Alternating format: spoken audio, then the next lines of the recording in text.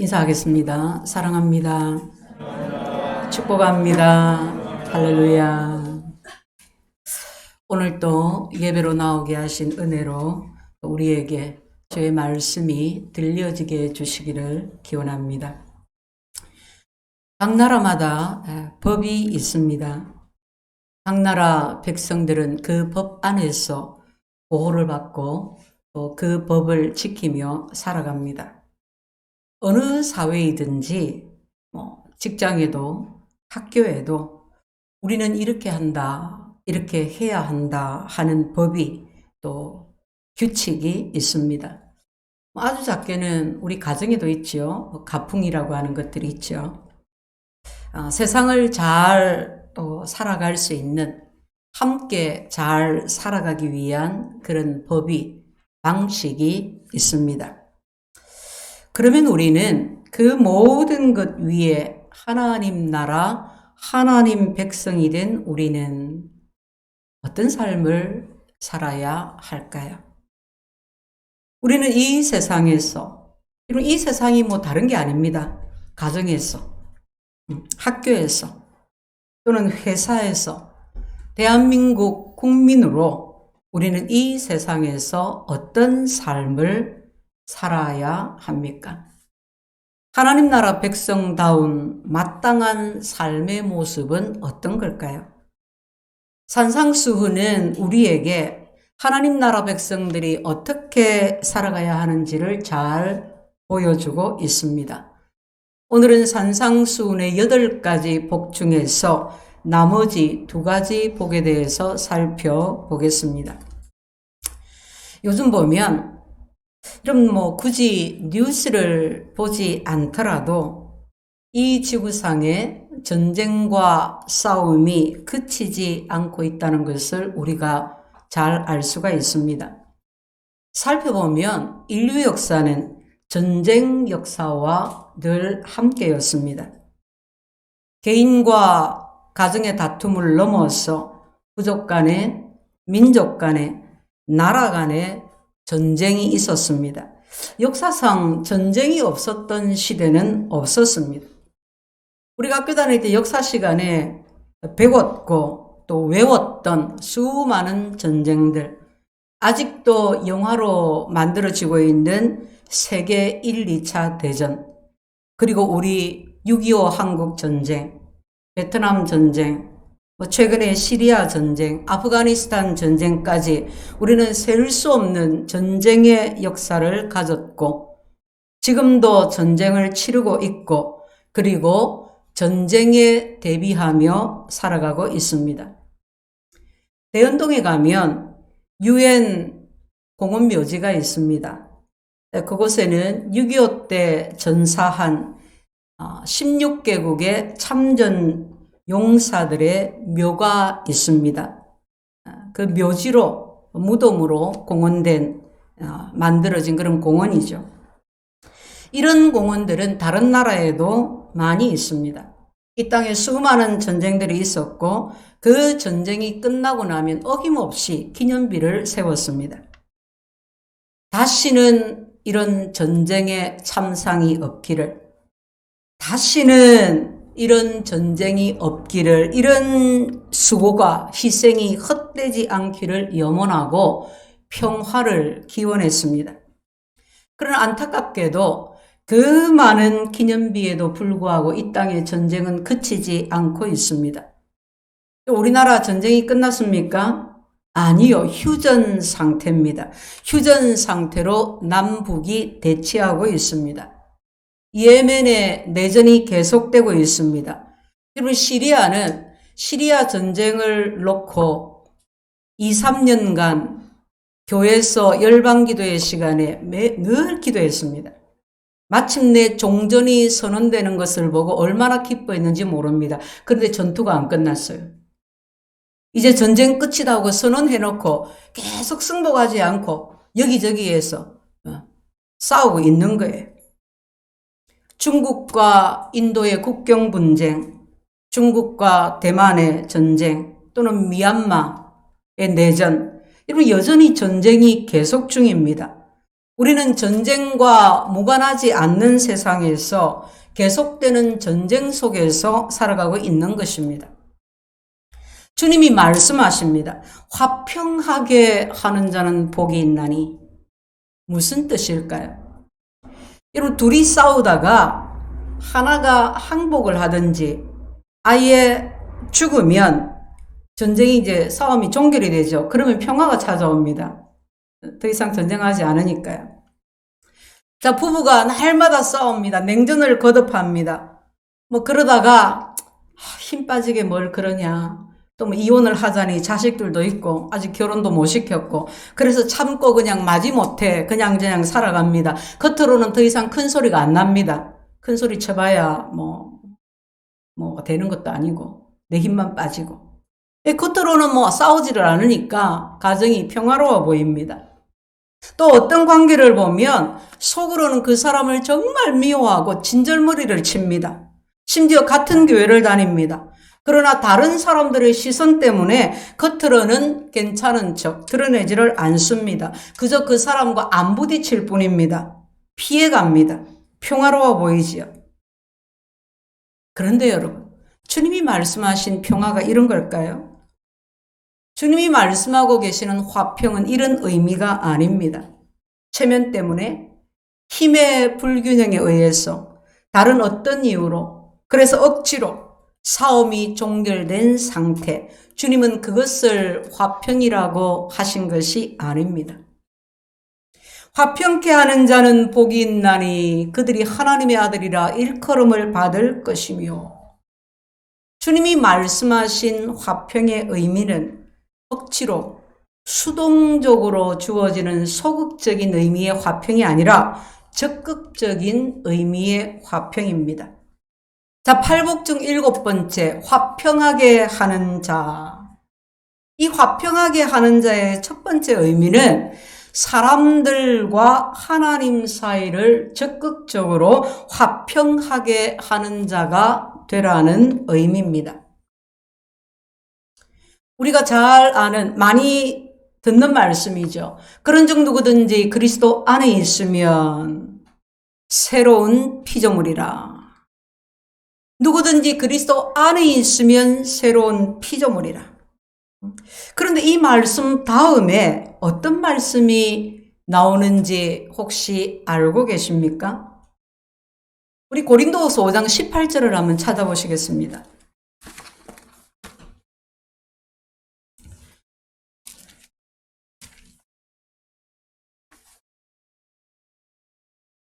고린도후서 5장 18절, 19절.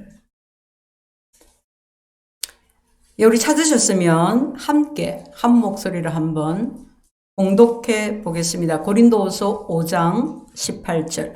모든 것이 하나님께로서 났으며 그가 그리스도로 말미암아 우리를 자기와 화목하게 하시고 또 우리에게 화목하게 하는 직분을 주셨으니 곧 하나님께서 그리스도 안에 계시사 세상을 자기와 화목하게 하시며 그들의 죄를 그들에게 돌리지 아니하시고 화목하게 하는 말씀을 우리에게 부탁하셨느니라. 아멘. 그리스도 안에 있으면 새로운 피조물이라. 이런 것은 지나갔으니 보라 새롭게 되었도다 하고 나오는 말씀.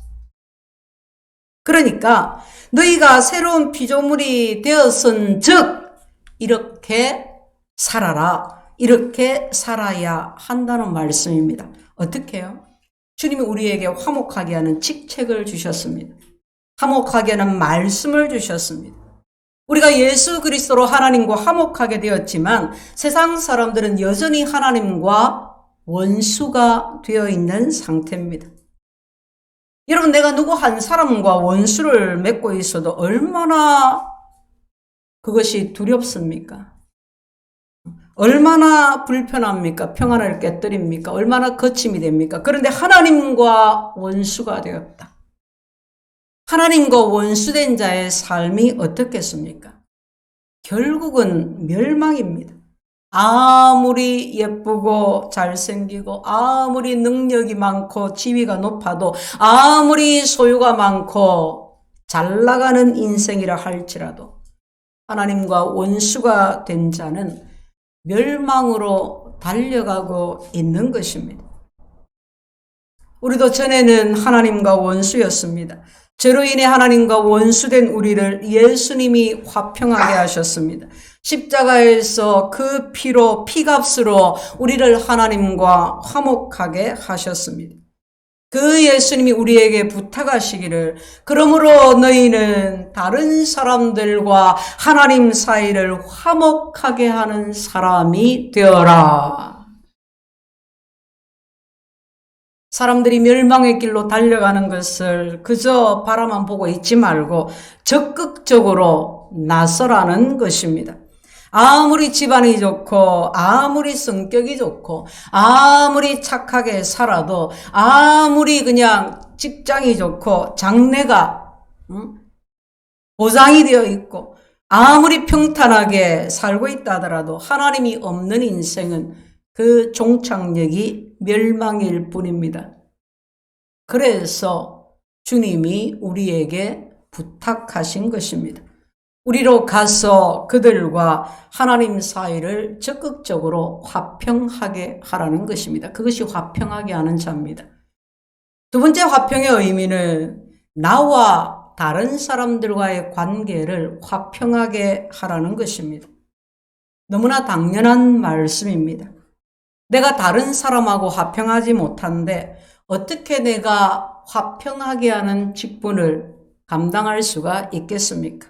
화평하게 하는 직분, 화목의 대사라, 사신이라고 하지 않았습니까? 마태복음 5장 23절, 24절에 이같이 말씀합니다. 그러므로 예물을 제단에 드리려다가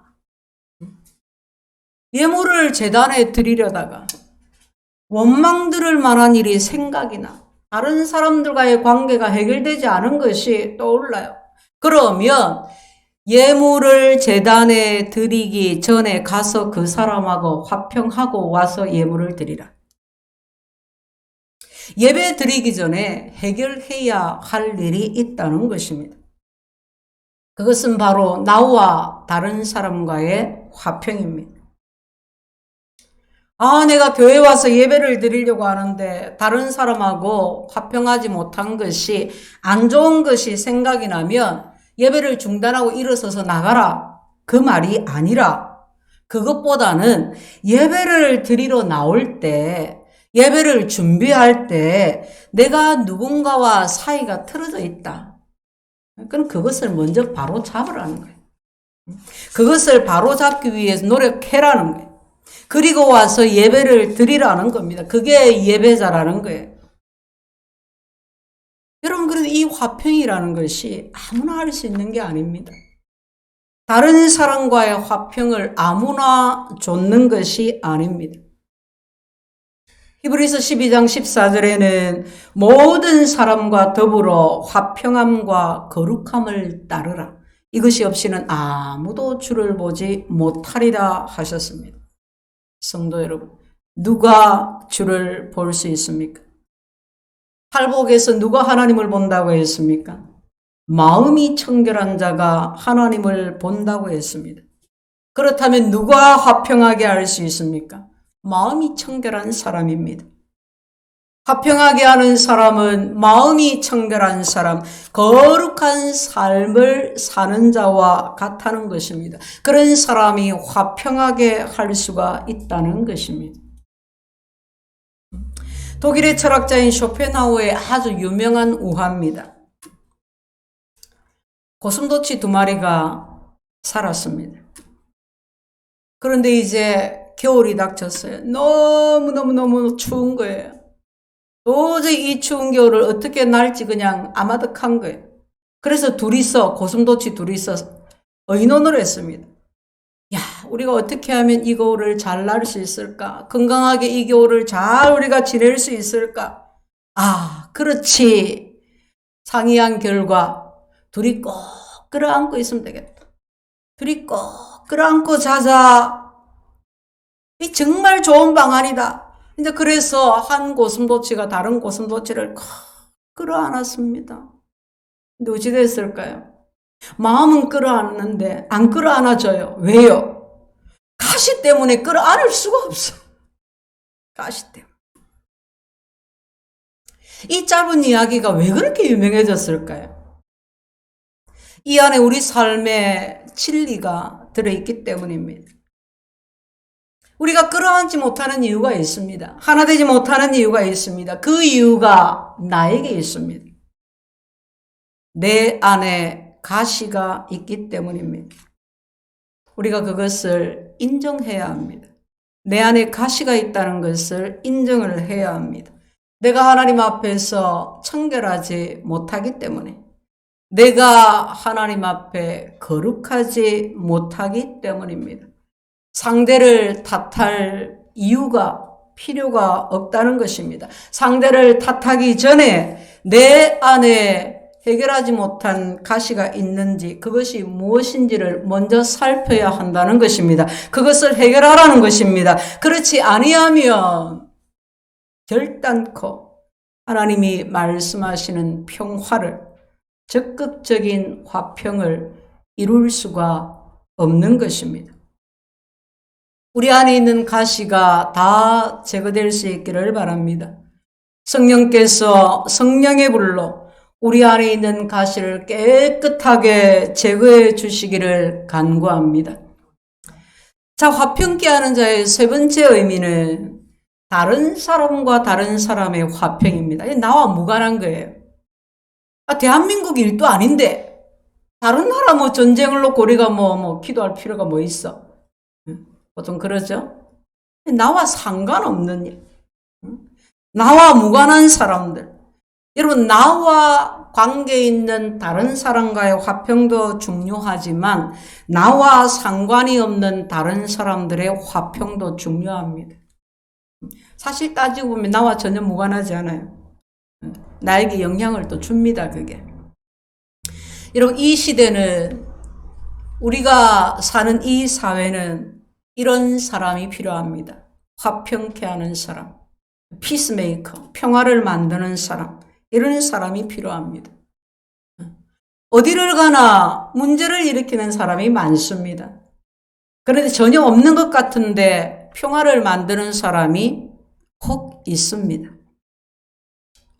노사 문제로, 지역 분쟁으로, 여러분, 날마다 요즘에는 정치인들이 우파, 좌파에 섞고 그러잖아요. 진영 문제. 또는 요즘 남자, 여자 문제, 젠더라고 하잖아요. 세대 간의 갈등, 빈부 문제, 남북한 한반도 문제. 여러분, 우리는 하루도 쉴 수 없는 수많은 갈등과 다툼 속에, 전쟁 속에서 살아갑니다.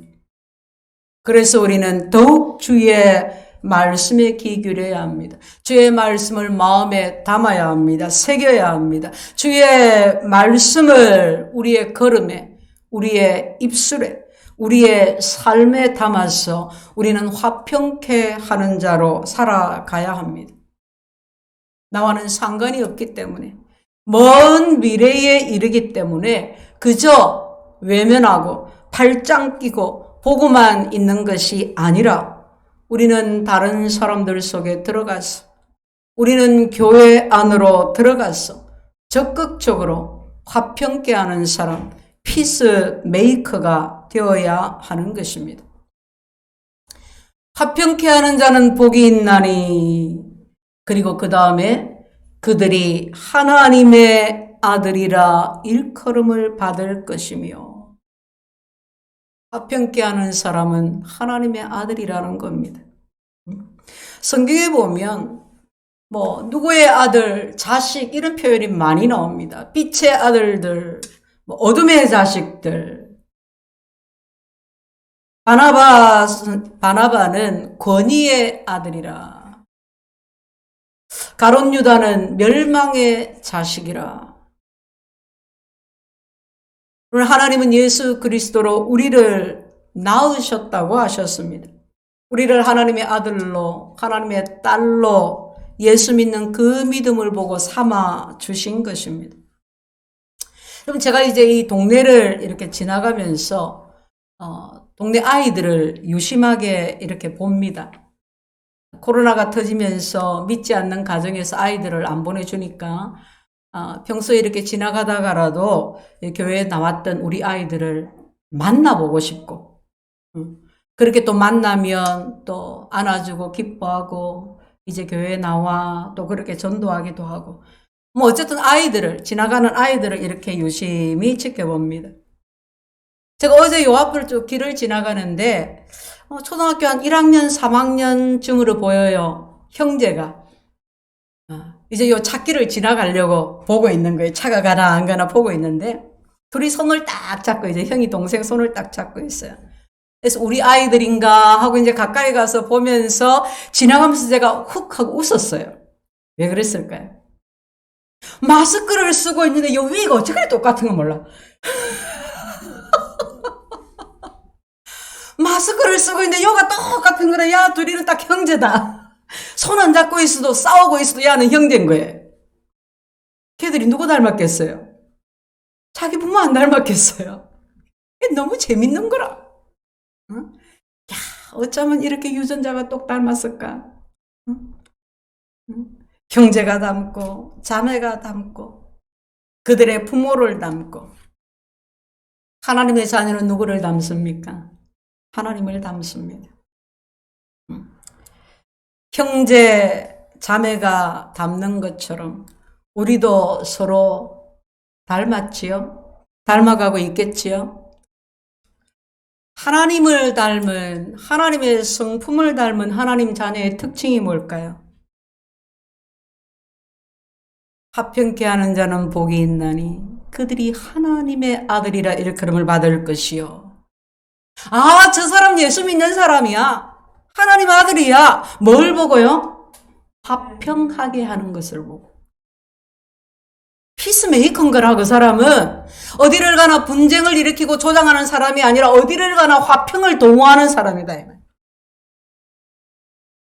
성도 여러분, 여러분은 하나님의 자녀입니까? 하나님 자녀가 하나님을 닮으면, 간혹 안 닮은 자식이 있잖아요. 그죠? 하나님 자녀가 그런데 하나님을 닮으면, 우리가 정말 하나님 아버지를 닮으면 우리에게 어떤 일이 일어날까요? 우리가 하나님을 닮으면 우리는 모든 사람과 화평하게 지낼 겁니다. 우리가 속해 있는 공동체마다, 사회마다 우리로 인해서 화평해질 것입니다. 싸우다가도 멈출 겁니다. 여러분, 그 생각 한 끗 차이잖아요. 감정 한 끗 차이로 별일 아닌데 막 큰 싸움이 되기도 하고, 별일 아닌데 누가 한마디를 탁 긍정적으로 해주면 그렇지, 그럴 수도 있지, 다음에 잘하자, 그렇게 되는 거예요. 싸우는데 불 때는 사람이 있고, 싸우는데 방향을 탁 틀어서 좋게 만들어가는 사람이 있어요. 하나님 자녀가 하나님을 닮으면 우리가 가는 곳, 우리가 있는 곳에 언제나 하나님과 인간 사이가 화평해질 것입니다. 할렐루야. 이것이 하나님 아들이 보여주는 삶의 모습입니다. 우리는 어떤가요? 여러분 가정에 계속되는 갈등이 있다면, 다니는 교회마다 직장 때문에 옮기기도 하고, 문제가 있어서 옮기기도 하고, 자기를 어떻게 새롭게 좀 바꾸고 싶어서 옮기기도 하고, 여러 이유로 옮기는데, 옮기는 교회마다 문제가 또 생겨. 갈등이 내 삶에 끊이지를 않아. 그러면 그 중심에 누가 있는지를 한번 살펴보아야 합니다.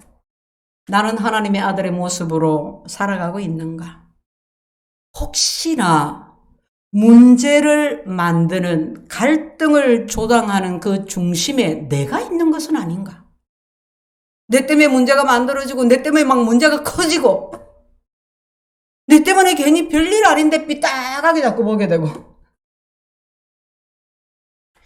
사랑하는 성도 여러분, 우리가 지금까지 어떻게 살아왔든지, 어떤 연약한 모습이었든지, 우리는 이제 화평한 자로 살아갈 수 있기를 결단합시다. 기도합시다. 자신의 연약함을 인정하고 죄와 허물을 자복하고 주의 긍휼을 구하고 그리고 화평한 자로 살아가는 것입니다. 어디에 있든지 무엇을 하든지 여러분을 인하여서 주의 평강이 임하시기를 축복합니다. 그리고 팔복의 마지막 8번째, 의를 위하여 박해를 받는 자. 여러분, 예수님은 박해받는 모든 자가 복이 있나니 라고 말씀하고 있지 않습니다. 종종 어떤 사람들은 너무나 예의가 없어요.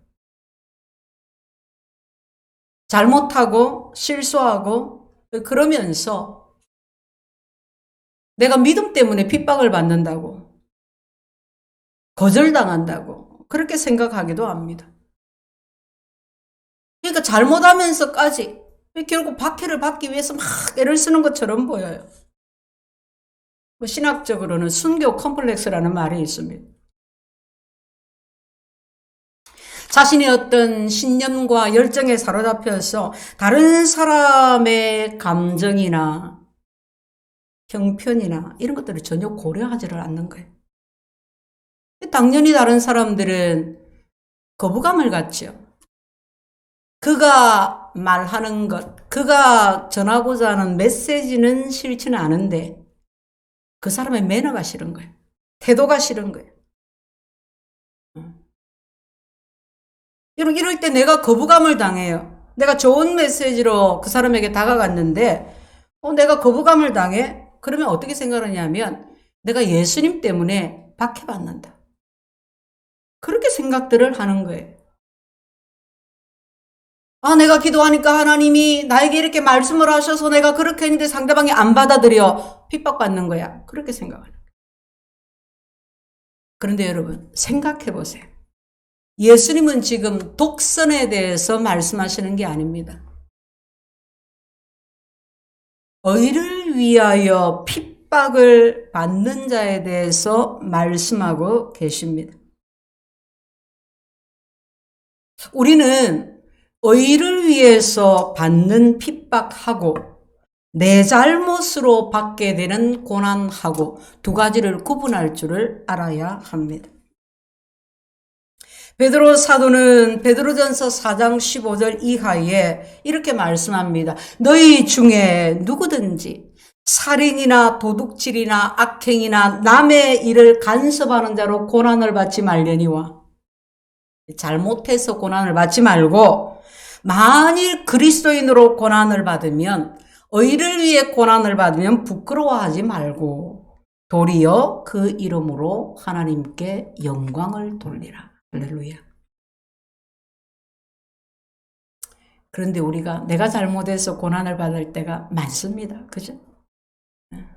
실수도 하고 그렇게 합니다. 내가 잘못해서 받는 고난이 아니라 이제는 내가 주님 때문에 받는 고난으로 나아갈 수 있는 그런 성장과 성숙이 있기를 축복합니다. 여러분, 세상은 그리스도인을 박해합니다. 특히 어떤 사람을 박해합니까? 팔복을 행하는 사람, 팔복대로 살아가려는 사람을 세상은 박해합니다. 마음이 가난하고 애통하고 온유하고 의를 사모하고 다른 사람들을 불쌍히 여기고 마음이 청결하고 늘 화평을 도모하는 사람. 여러분, 그러면 이런 사람은 마땅히 칭찬하고 칭송해야 되지 않나요? 맞아, 저렇게 살아야지, 저런 사람이 돼야지. 그런데 그러지 않습니다. 핍박합니다. 우리가 세상에서 팔복대로 살아가면 다른 사람들 우리를 핍박합니다. 왜 그럴까요? 달라서 그래요. 그들이 살아가는 삶의 방식하고 팔복대로 살아가는 하나님 백성들의 삶의 방식이 다르기 때문입니다. 사람들이 다른 것 싫어합니다. 나와 다른 것에 대해서 못 견디하고 배척합니다. 다 노는데 혼자 공부해요? 왕따 당합니다. 가는. 놀 때 같이 놀아야 됩니다. 아니면 열심히 공부했는데 안 한 척합니다. 나 어젯밤에 분명히 밤샘하면서 시험 공부했거든요. 근데 친구들 머릿속에서 나 공부 안 해서 웃자고 그러면 나도 공부 안 했다야. 공부해도 안 한 척 해야 돼. 그래야 그 속에서 별탈 없이 잘 어울려서 삽니다.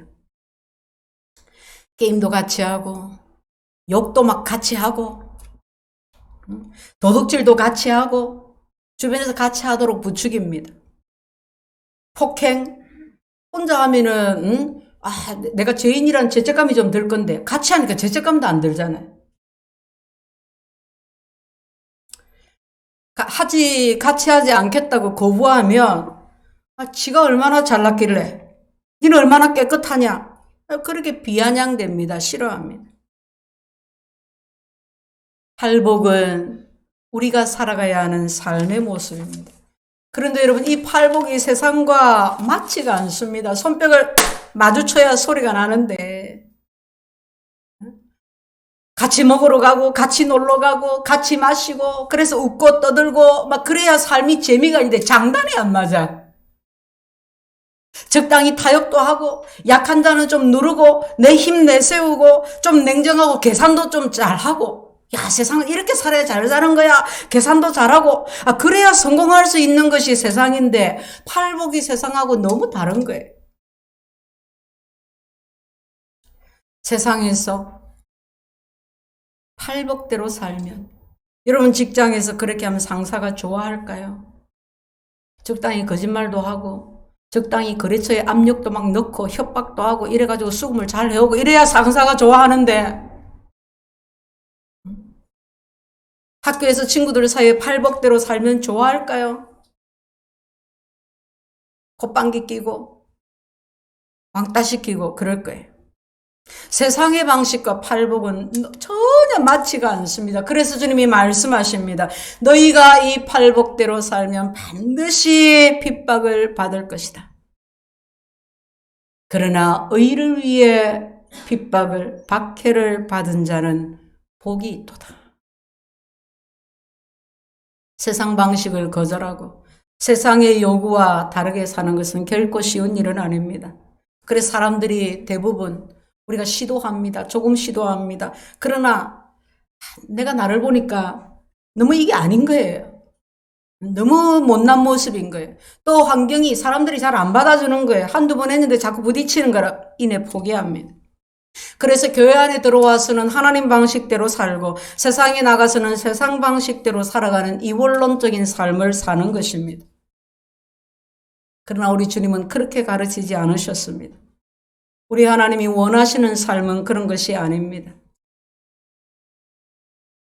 우리 주님이 우리의 이 연약함을 다 아시고 주님이 팔복 가운데 이 마지막에는 의를 위해 박해를 받는 복에 대해서는 주석을 달아주셨어요. 11절 12절 아예 설명을 해주셨어요. 나로 말미암아 의로 말미암아 너희를 욕하고 박해하고 거짓으로 너희를 거슬려 모든 악한 말을 할 때는 너희에게 복이 있다. 기뻐하고 즐거워라. 하늘에서 너희의 상이 큼이라. 너희 전에 있던 선지자들도 이같이 박해하였느니라. 믿는 자는 하나님 나라 백성은 팔복대로 살면 다 이런 핍박을 받는다. 고난이 있다는 거예요. 우리가 왜 이런 고난 가운데 기뻐해야 합니까? 하늘의 상이 크기 때문이다. 어떤 사람들이 그럽니다. 우리가 의를 위해서 주님을 위해서 의롭게 살아야지 상 받기 위해서 의를 행하면 그게 뭐냐? 무슨 소용이냐? 맞는 말입니다. 우리는 상급 때문에 의를 행해서는 안 됩니다. 그것은 잘못된 동기입니다. 그러나 성경은 분명히 선한 일의 결과로 주어지는 상에 대해서 강조하고 있습니다. 우리가 의를 위해서 우리가 팔복대로 살아갈 때 박해를 받는데 그런데 기뻐하고 즐거워하라. 왜? 그 박해 때문에 하나님과 깊은 관계를 맺게 된다는 거예요. 하나님과 영원히 깊이 내밀한 관계를 맺게 되는 거예요. 그래서 기뻐하고 즐거워하는 겁니다. 어떤 아이가 나는 엄마가 너무 좋아요. 엄마를 너무너무 좋아해요. 왜 엄마가 좋아? 가만히 보니까 엄마가 돈을 잘 줘요. 밥 잘 먹었다고 궁디 두드리면서 아이고 오늘 이렇게 밥도 잘 먹고 용돈 탁 주는 거예요. 아이고 네 책상 앞에 정리도 잘하고 돈을 탁 주는 거예요. 두부 한 번 사왔나? 심부름 너무 잘해 돈을 탁 주는 뭐 할 때마다 돈이 척척 나와. 그게 너무 좋아가지고. 여러분 돈 생기는 게 좋아서 엄마가 좋아요. 엄마 말 잘 들을게요. 그래서 정리도 하고 심부름도 하고 밥도 잘 먹고 여러분 그런 것도 사랑이고 그런 것도 잘 하는 것이라고 할 수 있겠지만 그것은 동기가 잘못된 것입니다. 신앙생활은 이런 마음으로 이런 동기로 이런 식으로 하면 안 되는 것입니다.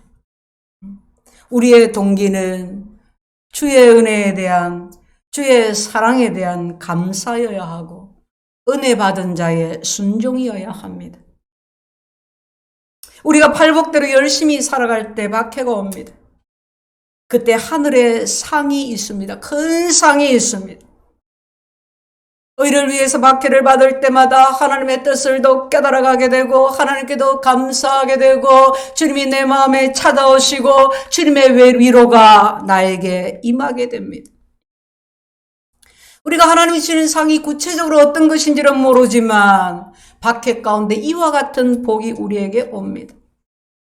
그래서 하나님과의 관계가 더 깊어지고 더 분명해지는 것입니다. 사랑하는 성도 여러분, 하나님과의 관계가 분명해지고 깊어진다는 것이 어떤 것인지 아십니까? 그것은 여러분이 물을 지날 때 그 물이 여러분을 삼키지 못한다는 것이고 그것은 여러분이 인생 가운데 큰 불을 지나갈 때 그 불이 여러분을 태우지 못한다는 것입니다. 그 어떤 것도 어떤 고난도 질병도 죽음일지라도 하나님과 나와의 관계를 흔들 수가 없다는 것입니다. 너는 내 것이라 내가 너를 낳았다. 너는 내 아들이라. 아무리 가난하고 아무리 삶이 힘들어도 여러분 부부가 진정으로 사랑하고 그래서 함께하면 그 모든 인생의 고난을 잘 이겨낼 수가 있지 않겠습니까? 하물며 하나님이겠습니까? 팔복은 하나님의 백성들이 살아가는 삶의 방식입니다. 팔복은 하나님의 백성들이 가져야 하는 마음이고 태도입니다. 그렇다면 우리가 팔복을 따라 살아가게 되었다는 것이야말로 우리가 이 땅에서 받아 누리는 하나님의 상급이 아닌가요? 우리 모두 이 세상의 방식과 가치를 초월해서 우리 주의 가르치심을 따라 팔복을 따라 살아가는 하나님 나라 백성들 다 되시기를 예수 이름으로 축원드립니다.